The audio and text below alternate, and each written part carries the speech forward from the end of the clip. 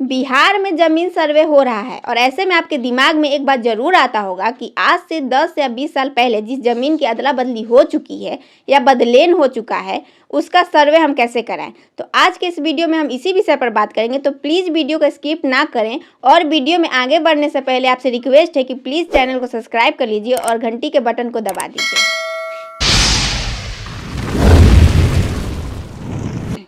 किसी भी ज़मीन के बदले अगर हम किसी की ज़मीन लेते हैं तो इसे हम बदलेन या अदला बदली कहते हैं। अब बदलेन ज़मीन की रजिस्ट्री कैसे होगी, कब होगी, कहाँ जाना पड़ेगा, कितना खर्च आएगा, किन परिस्थिति में हो सकती है और किन परिस्थिति में नहीं हो सकती है, आज के इस वीडियो में हम इन सभी विषयों पर बात करेंगे। तो चलिए वीडियो में आगे बढ़ते हैं। पहला, बदलेन ज़मीन का जो क्षेत्रफल है वो 25% से ज़्यादा का अंतर नहीं होना चाहिए।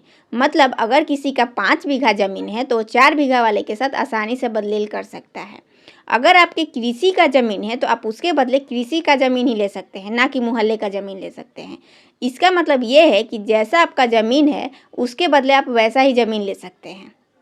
दूसरा शर्त यह है कि सर्किल रेट में ज़मीन का रेट 10% से ज़्यादा का अंतर नहीं होना चाहिए। मतलब किसी का ज़मीन अगर 9 लाख का है तो 10 लाख वाले के साथ आसानी से अदला बदली कर सकता है। अगर आपका ज़मीन पैतृक है, पुश्तैनी है या पूर्वज की है तो सबसे पहले आपको उसका खतियान निकाल लेना होगा। अगर आपके ज़मीन का म्यूटेशन हुआ है तो पुरानी रसीद के हिसाब से एक नई रसीद कटा लेनी होगी।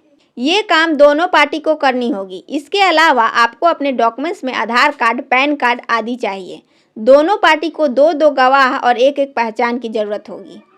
अगर ऐसा है तो आप आसानी से कृषि के ज़मीन को कृषि से, रोड के ज़मीन को रोड से, मोहल्ले के ज़मीन को मोहल्ले से बदलेन कर सकते हैं।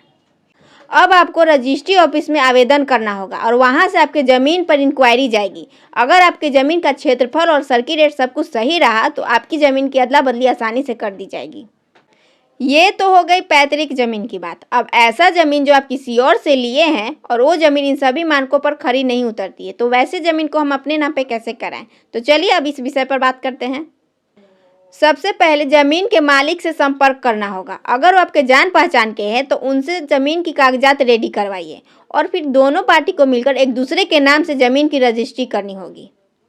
ज़मीन की रजिस्ट्री कराने का यही एकमात्र उपाय है अगर आपका ज़मीन अदला बदली के मानकों पर खरी नहीं उतरती है तो मेरा ये वीडियो आप लोगों को कैसा लगा प्लीज़ कमेंट में बताइए। और अगर वीडियो अच्छा लगा तो प्लीज़ चैनल को सब्सक्राइब कर लीजिए, वीडियो को लाइक कर दीजिए और शेयर कर लीजिए।